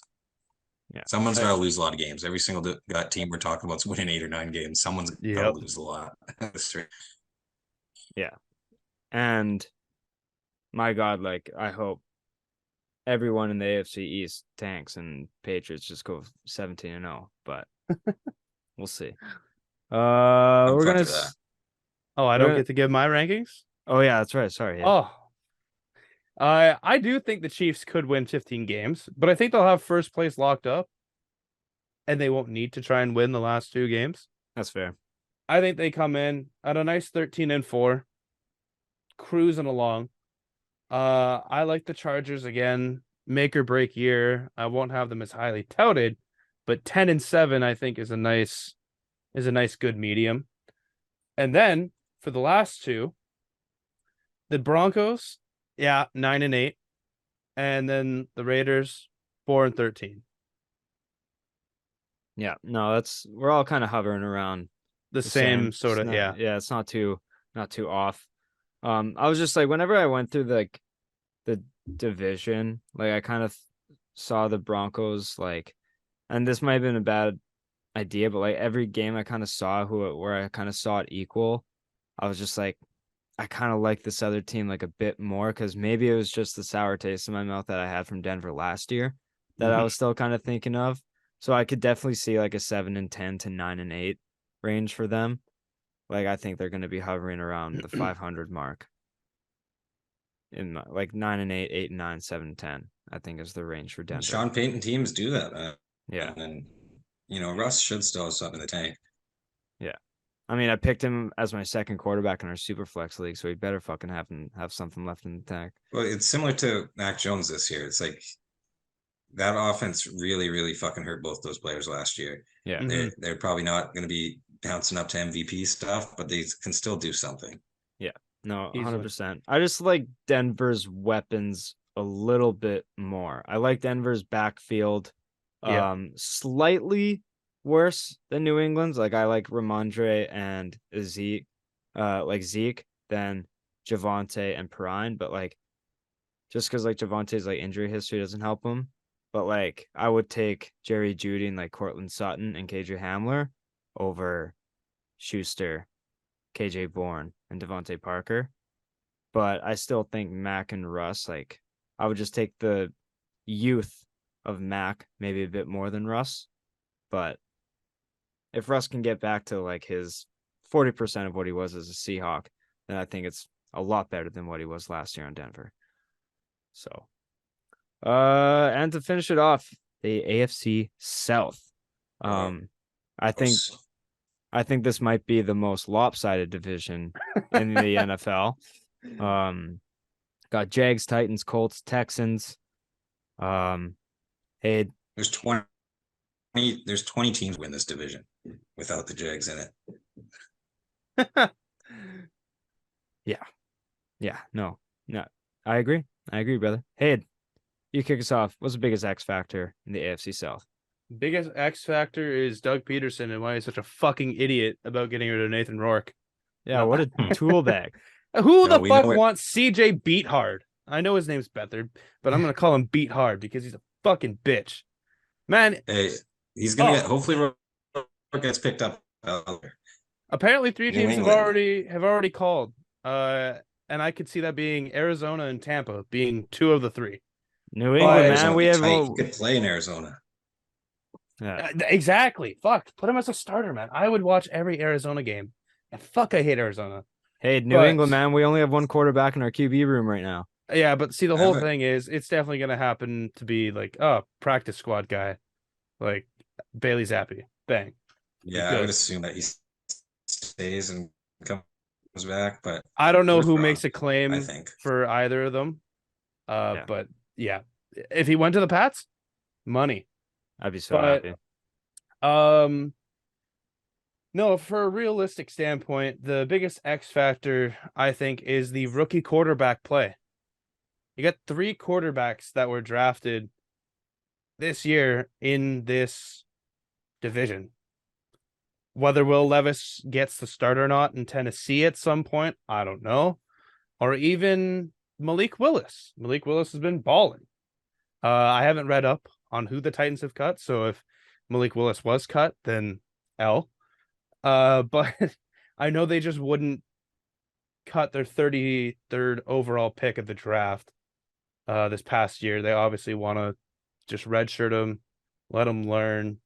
And I think that's a good thing. But rookie quarterback play is what's going to hinder this division to be 1 good team, 3. I don't even know if they'll be above 500 teams.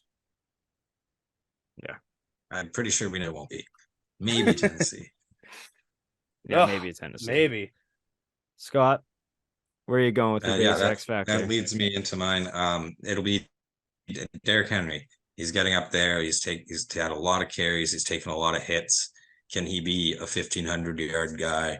Can he lead this team to a winning record? Try to challenge for the division? Because if he can't, nobody else in this division is going to be able to. Yeah.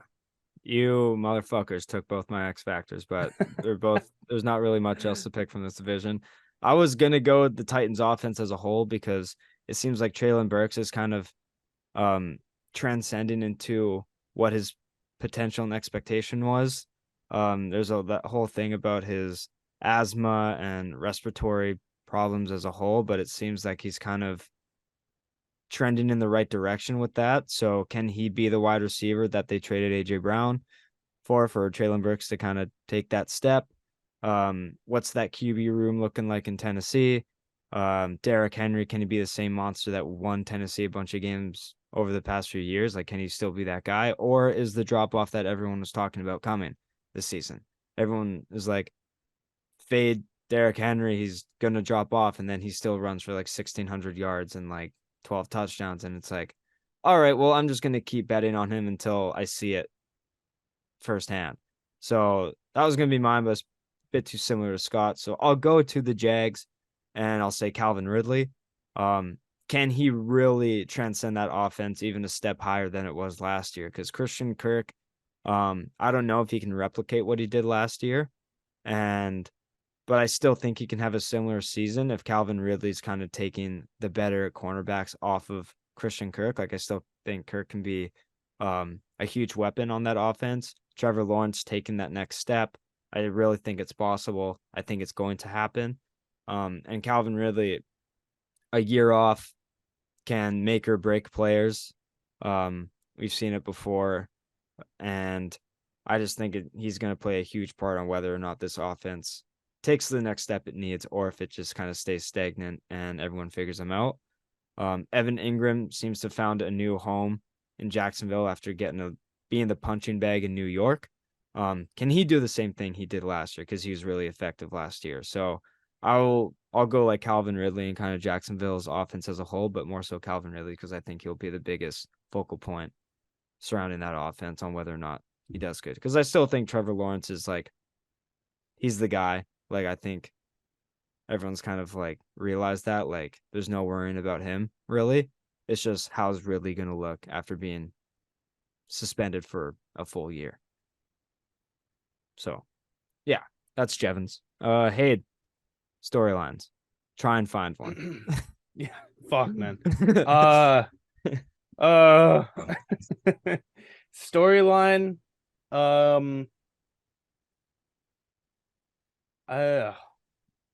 This is disgusting, man. Yeah. Okay, you know what? Okay, Jonathan Taylor gets traded. Oh yeah, yeah. That's a big one. Boom, boom. I don't know what you guys have for storylines, but I feel like that's the only one other than talking about the Jaguars here because the Texans, stinky poo poo, rookie quarterback. The Colts, stinky poo poo, rookie quarterback. The Titans, Ryan Tannehill, stinky poo poo. So it's Jonathan Taylor. Where does he go? Yeah, no, that's a good one. And why is Where Jim does he go? Irsay such a fucking whore for wanting a first round pick for a goddamn running back? It's so funny. It's like he doesn't want to pay him his value, but he wants to get a trade package for someone he should pay. And it's like, if you're not going to pay him and you want, I don't hate it. What's he supposed to do? Trade him for like a 5th round pick? Like he's an incredible player. You can't just give him away for nothing. No, I'm not saying that at all. Teams but like, don't want to pay that type of shit for running back. I don't hate that by the Colts if someone was organization. offering me Like, a 2nd round pick for a player I didn't want to pay, I'm taking it. It's a second round pick. I don't think he's been offered a 2nd round pick at this point. I think he has. I know there's some teams that would offer a second. There's He's so got many no teams leverage. that would offer a 1st round pick for a great defensive player. Why wouldn't anyone offer a 2nd round pick for arguably one of the best, like $15 million running back? You don't. That's the thing. You don't have to pay him. Pay that fuck yourself. You're gonna have to pay him unless you're gonna win right now. Not the team. You gotta pay him yeah, soon. Exactly. So why not be Miami? So might as well get a good running back in the 2nd round rather than just have him for 5 years or 4 years rather than trade for this older guy. I mean, I know he's not older, but he's got what, 2 years left? If you're in a win now mode and you're like the Bills, a 2nd round pick, right? So not really gonna hurt. Bills you. or the East, but is this not? Is but it's not gonna hurt worth you. that player? No, it's not gonna hurt them. But I don't know if pick 60 or 64 is worth it to Irsay to make that trade. That's fair enough. But like even the Eagles, whatever the his name, Eagles Chris Ballard, were the GM. The Eagles were in on them. That's pick 63. And then Right. you look at like, I don't know, maybe a team in the NFC North. I guess if the Vikings, considering they lost Madison or they lost Cook, why not get him? Or there's so many teams that could make a run that have no running back spots. Giving up a second round pick, if you're in a win now mode, I would do that in a heartbeat. If I didn't have a good running back, I would do that in a heartbeat. Did reports come out about what Miami's trade package was? Because they gave a serious trade package according to Schefter. I'll look it up right now. Because like I don't think it came out, but if you're the Dolphins, what are you offering for JT? Look, and even if whatever these reports say, we still don't fucking know, man. These are all No, that's why it's all just hearsay. No, but that's what I'm saying is but- like what would because like I don't think it came out what they did offer, but they said they gave a serious offer for JT. What do you consider a serious offer for Right. JT? I read an article too about a bunch of execs thinking what the trade should be, and there's some were saying third rounder, some were saying fourth and a fifth, some less. Like one team that interests me a lot would be the Cardinals if they didn't have that Kyler Murray contract there, because they could actually pay him a bunch and then draft that kid out of USC, and now they have a great running back to help develop their young QB, and that would be an awesome system for Caleb Williams to have that back there to help him out. But they can't pay Taylor because they've got to pay Kyler $50 a year. That's still insane to me. But yeah. Yeah, no. That's fair. I think I don't know. It depends what team you are giving up a second, but like it would have to be a second and maybe a fifth and a sixth or something, or a third and a fifth with like, I don't know, a fourth wide receiver or something like that on your depth chart. That's kind of like what I would gauge it as, but it's always hard to like, you can never give up a first round for running backs who like isn't already just like a higher pick. No, you just see it all the time. Always like middle round running backs coming in being good, right? Yeah. It's not that Taylor's not a great player. It's just that the difference between him and Ramondre Stevenson isn't worth the capital. No, that's a really good point. Scott, what's your storyline for this division? Unless you already gave one. But Taylor's the top one for sure. And then I was gonna say Calvin Ridley before, but I'll just throw a random one out here and see the Houston Texans wide receiver group. They got a young QB coming in. Other than Robert Woods, they don't really have an established guy, and Woods sucked last year. I would know. He fucking killed me in multiple leagues. But they got that Nico Collins, a lot of breakout chief from Alabama, who missed last season because of cancer. He was a second round pick. Mechie, Kid too. And then they got the rookie Tank Dell that's been getting a ton of love in the preseason. So be exciting to see how Stroud builds with these guys, who becomes his number one, and see if they got a couple good pieces in the future to develop that young QB. Yeah, no, that's a good point there. For me, I'm gonna say Anthony Richardson. People got a lot of mixed emotions with him. People are comparing him to Cam Newton, but a lot of people are comparing him to being like not a franchise quarterback because of his inconsistent play at Florida. Truly, I believe he can be like similar to Jalen Hurts with just a stronger arm. Like I think he can be I think he can be a beast, and more so like fantasy quarterback than like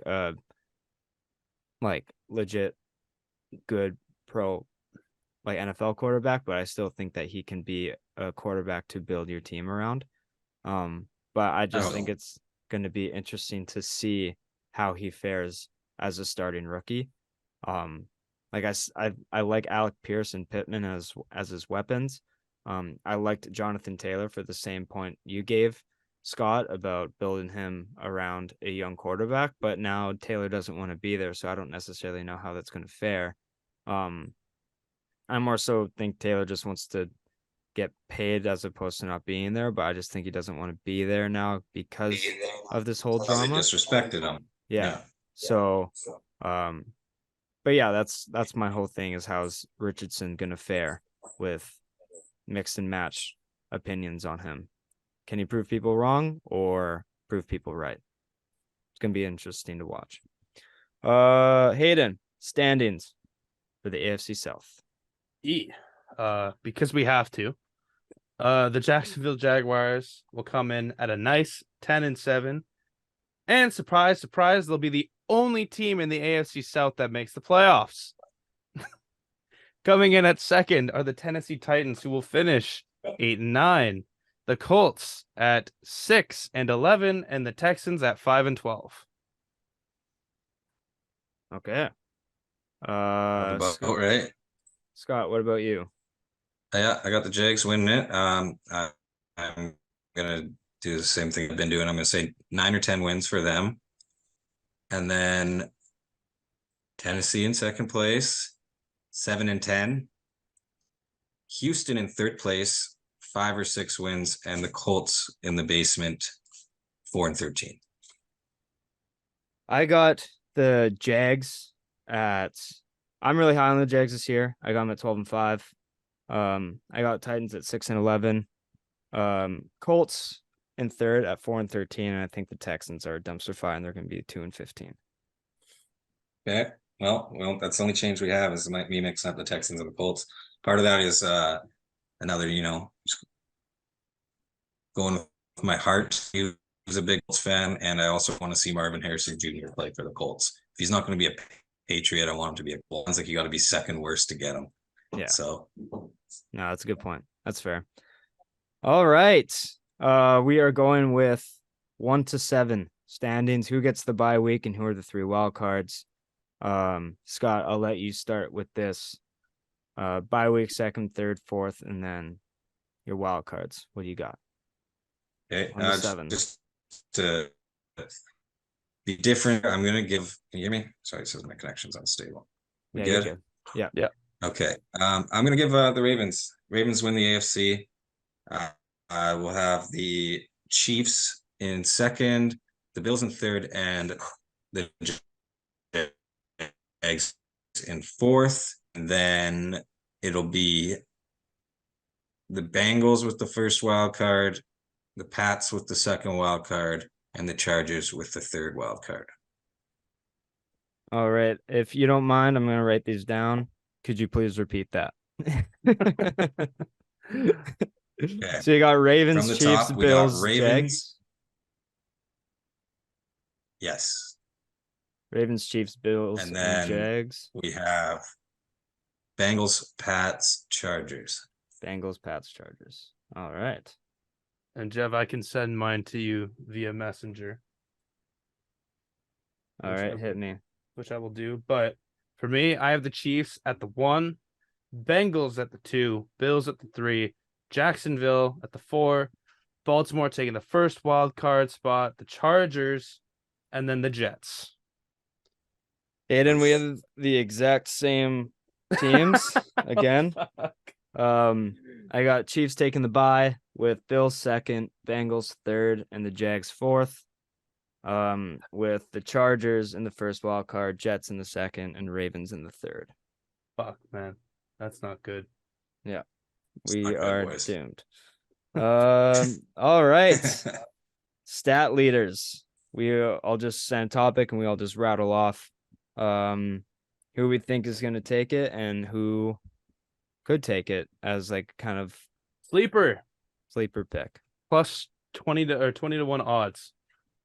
Okay, let me bring up betting odds here. No, I'm kidding. I got what I got. I have what I have. Yeah.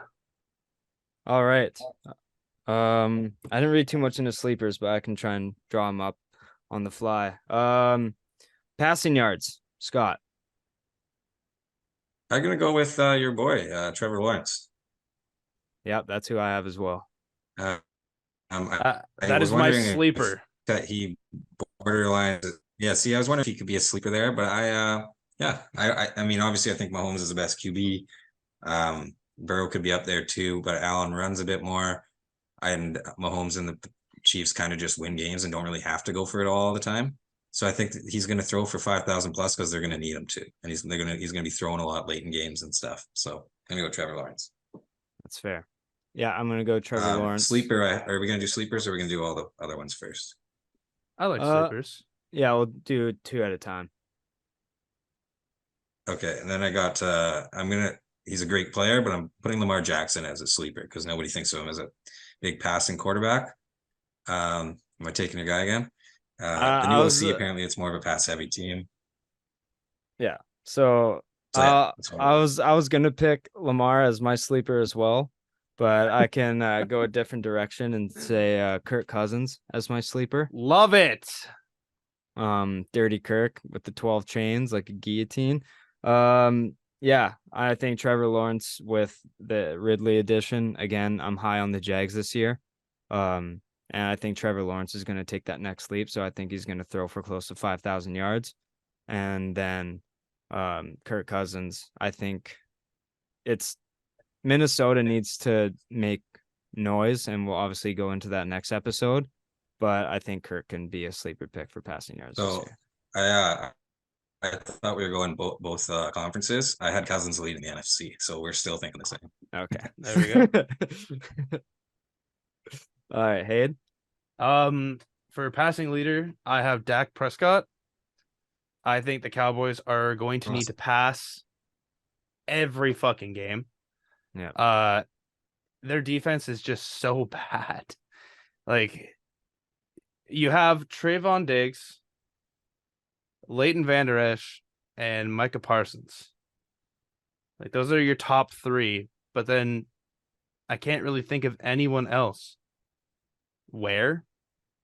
It's Where, right? DeMarcus Ware? Think so?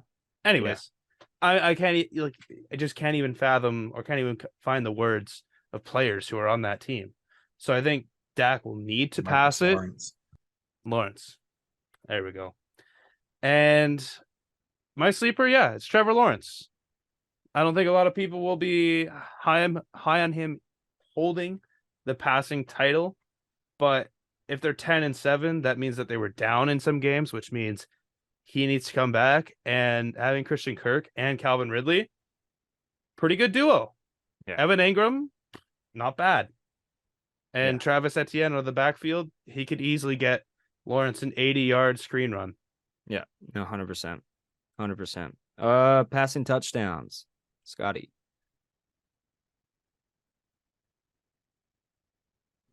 Passing touchdowns, I have to just go with Mahomes. It's going to throw 50 again. Sleeper. I don't know. I got to do no fun, but I got Jackson as my sleeper here again. I want to go with something more, but I got to stick with it. That's what I had written down. I can't think of anything else. Okay. Hey, if you want to go second, I had the same thing as Scott. I will. But passing touchdowns, I'm gonna go Joe Shiesty, which is why he will be in the MVP conversation. We won't spoil anything, but very high on Joe Burrow this year. Extremely high on Joe Burrow. Might have already placed a bet. And then sleeper, Tua. You look at the offense that he's in, there's so many weapons around the red zone where all he can do is just dink and dunk, screen, little fade up, comes down with the ball. Jalen Waddle, Tyreek Hill, are you kidding me? Absolute red zone threats. Just doing crossers across the middle. Yeah. Nope, that's fair. That's fair. Yeah, I was gonna go Jackson as my sleeper and then Tua as my sleeper, but then I'll go Russell Wilson as my sleeper pick. Little revenge tour for him. I think Sean Payton could help him find the end zone a lot, and I think they'll need to keep up with LA and Kansas City in games, and I think the only way of doing that is scoring a lot of touchdowns. So I think Russ as my sleeper pick, and Mahomes was my main pick. So there's that. Receiving yards, Scott.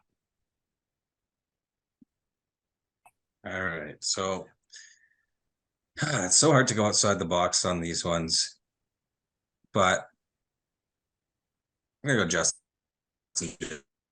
Jefferson. We both are coming off.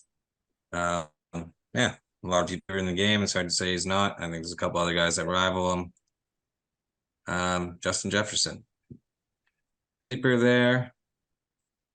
Well, I don't think we'll go with Kelly as the sleeper. We said Lawrence is going to throw the most. Calvin Ridley, the sleeper. I have an honorable mention if you guys don't name him. But Yeah, no, I think Calvin Ridley is a really good pick for that as well. Hey, Receiving yard leader, I have Devontae Adams. He'll be on a shitty team. Raiders will try and come back. He's going to get a lot of garbage yards, and that's how I feel like he's going to lead. He's an elite receiver with a terrible team. They could literally have 3 drives inside of 2 minutes, and they'll be all pick six by Garoppolo or the rookie. But hey, Adams probably gets 10 receptions a game. And my sleeper is CD Lamb for the exact same reason of the passing leader that you guys had for Lawrence. yeah, that's fair. I think Calvin Ridley is going to be right at the top, but I'm going to have Tyreek Hill. And as my pick, and I didn't really have Calvin Ridley as a sleeper in my head, so I'm going to go a different direction. I'm going to say Jerry Jeudy. And for the same reasons I said for Russ, touchdowns. Like I just think they're gonna have to They keep have up, to need to do it, yeah. throw the ball, and I think Jerry Jeudy's the number one guy, and I think they can kind of build it through that. But receiving touchdowns, Scott. Sticking with what I went with last year, we're gonna go Travis Kelce. I second that. He's got the best quarterback in the game. And a nice sleeper here, having some fun. We're going after Lamar Jackson on these passing ones. Zay Flowers, the rookie, comes out and balls in Baltimore, catches 12 or 13 tuds. Nice. That'd be electric. Yeah, that which would be. Probably isn't enough to win the league, but I think in some years it is. So it could. Yeah, I agree. Yeah. Ed? I guess like we us all, Travis Kelce.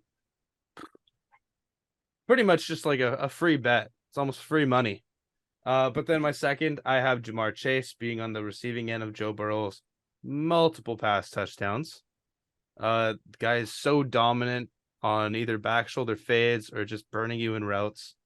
So he's not even a sleeper, Yeah. but he's considered a sleeper because he's smaller than T. Higgins. And I think T. Higgins has a better like margin of being on the receiving end of more touchdowns this year. Especially for like bet prices. And like red zone threats and stuff like exactly. that. Yeah, I got Kelce as well. But then my sleeper is gonna be Amari Cooper. nice, that's a good one. I think Deshaun Watson has to find his form, and I think Amari Cooper's clear cut the number one target by a long shot, and I think he's gonna look for his guy in the end zone. I think he could be a fantasy league winner for sure. Yeah, and Amari Cooper, like I still think he's considered one of the better route runners in the league, so I think he could create some space to give him opportunities to score. Definitely. Rushing yards, Scott. Nick Chubb, Kareem Hunt's out of there. It's more touches for him. I guess they got our boy Pierre over there, Jerome Ford. But I think Nick Chubb is just going to continue to be the best running back at running the ball in the league because he is. That's who he is. Sleeper, I got a fun one. Another guy who plays a similar role, Dameon Pierce. He pounds the rock, doesn't catch a lot of balls. Houston sucks. And you see a lot of big rushing yard leaders, maybe not league leaders, but guys that can put up a lot of rushing yards on some poor teams. I know they have to pass a lot when they're down, but not when you're down by 40. So, see what Damien can do because he doesn't catch balls, but I think he's going to put up a lot of yards. That's fair. Ed? He's not going to score touchdowns either. I like Austin Eckler this year for rushing leader. I know he's a dual threat running back, but I think they're going to try and manage his workload a little, considering he's wanting a new contract. So maybe kind of diminishing his role, keeping him as the RB1 and 2, and then, a little bit of the catching. I think he could easily be like 1,300 yards rushing and like 500 receiving. He's going to have like a huge year. And then my sleeper, I like J.K. Dobbins. Yeah, J.K. Dobbins, if he stays healthy and he's in that running backfield of Baltimore, I could easily see him having 1,500 yards. Yeah, no, that's fair. I was I gonna don't like go. it. I was gonna go Nick Chubb as well, but to differentiate me and Scott's picks because we've been almost nearly similar, I'll go Saquon. He was Yeah. kind of like wanting that contract and kind of like out of spite, he's gonna be like, I'm here to fucking prove it to you guys that you should pay me even more. So I think he's gonna go nuts. And then my sleeper pick is our boy Scott, Ramondre Stevenson. Let's go. Love Ramondre it. Stevenson. Absolute beast. Rushing touchdowns. Scott. Yeah. Just going back to the receiving one, my honorable mention I forgot to mention was DJ Moore. I know they're not gonna be a crazy pass team, but he might just have so much volume there. But Oh yeah. just wanted to say that. And rushing touchdowns, who do we got here? I'm gonna go with Derrick Henry. He's still the only thing that's scary on that offense. I do think he might decline a bit, but he's still 250 pounds and 6'3". He'll be able to pound in a bunch, and Yeah. they're not going to do much else when they have the ball on that side. My sleeper is certainly a sleeper. I do think it's very clear Ramondre is the better back, but Zeke might pound in a lot of short yardage touchdowns. Wasn't that long ago, LeGarrette Blount got 18 TDs in that offense. Yeah. So I guess it was Josh McDaniels' offense, but hey, there's similar shit. And Zeke might be stealing a lot of fantasy points from Stevenson owners, but Stevenson's still a great option with all the balls he's going to catch. Zeke might pound a lot in. Yeah. I'm happy I got Zeke in 2 of my leagues this year, solely for that reason. In case something happens to Ramondre, I still think Zeke can get like a decent amount of fantasy usage. Well, if the offense is good, Ramondre will be a great option catching balls. And if they're scoring lots of touchdowns, they might be worth starting Ramondre at RB2 and Zeke at flex. Yeah, if they're putting up TDs. Exactly. Yeah. Hayden? For my rushing TDs leader, I have Saquon Barkley, Jeff, for all your reasons about him rushing.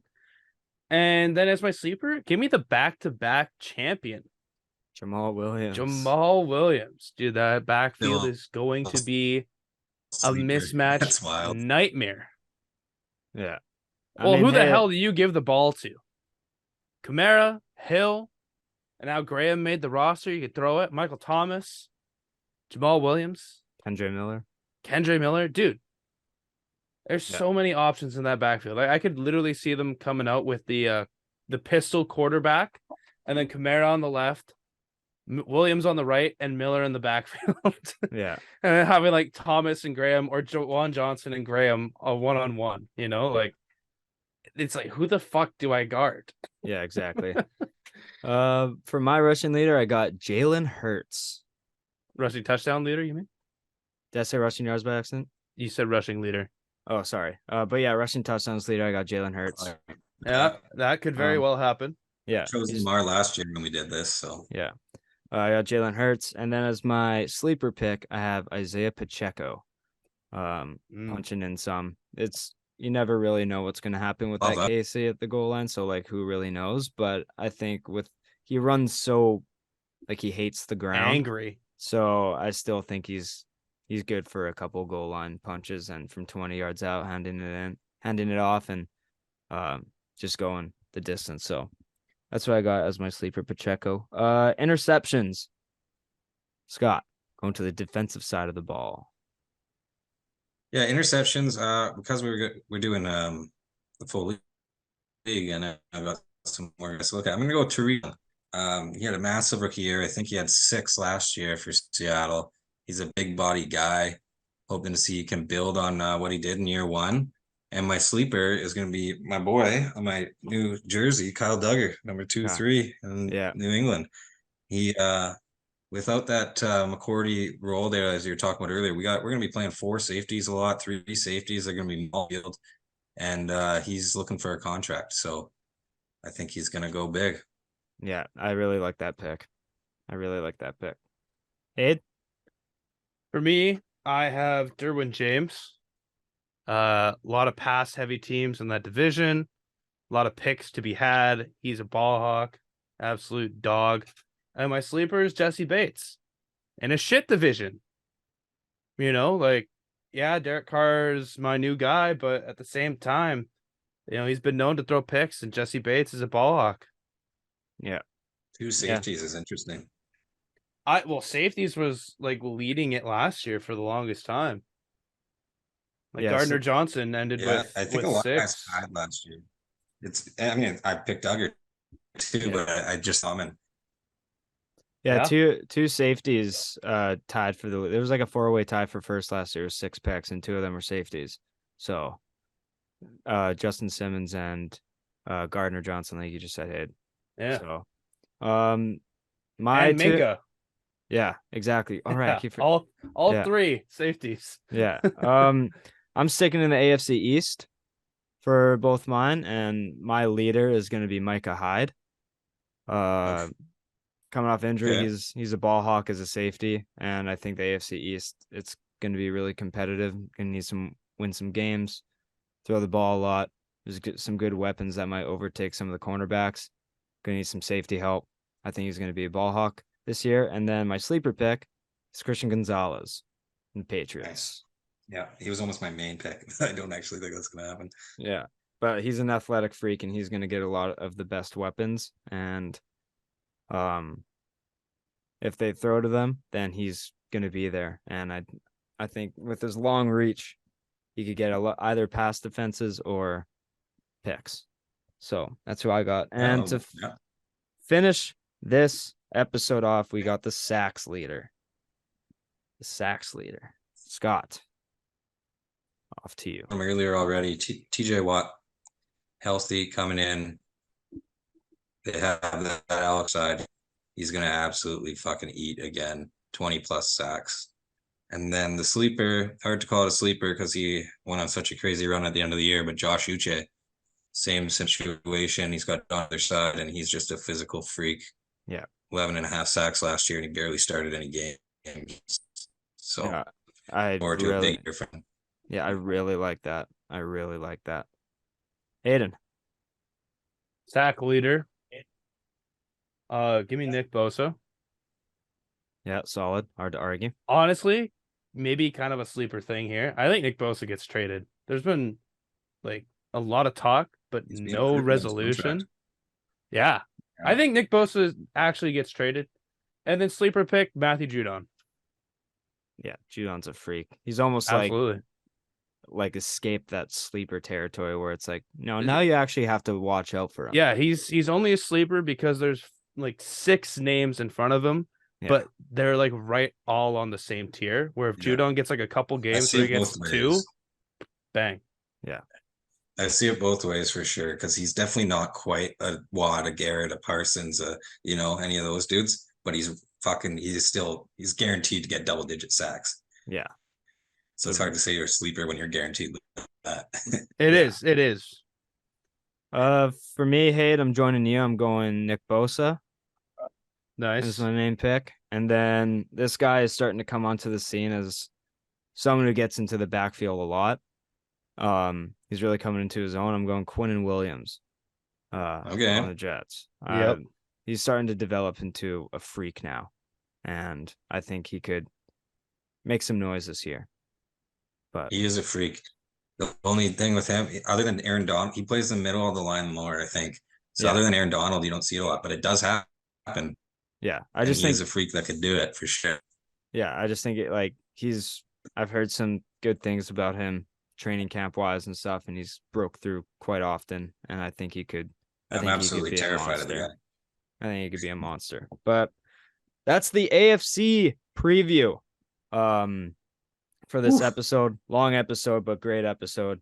Sorry about Scott's end. I don't know if it's to do with my Wi-Fi, but some of his connection cut out. Sometimes if I don't restart my computer before Zoom meetings, the connection on either side is bad. So, but yeah, Scott, thanks again for doing this. Looking forward to next week when we do the NFC preview and MVP leaders and award winners and stuff like that. Super Bowl picks and all of the fun stuff. Getting ready for the football season. We're about 12 days away or something like that. Pretty close. Getting more and more excited as the days go by. Oh, that is true. Exactly. So, yeah, I'm looking forward to it. Excited as ever. Scott, where can the people find you? Twitter, @_Scottoni. That's it. Find me there. I got some funny tweets. Dope. Love it. With an Especially in football season. elite profile pic too. Love it. Hayden? On Instagram and Twitter @Hayden_Barton. Follow myself on Instagram @Jevon.Lefave, on Twitter @JevonLefave. Find everything for the show on Instagram, Twitter, and TikTok @LeftSideHeavy_. Subscribe to the YouTube if you want video formats of the show. Thank you so much for listening, and we will see you next week. Peace.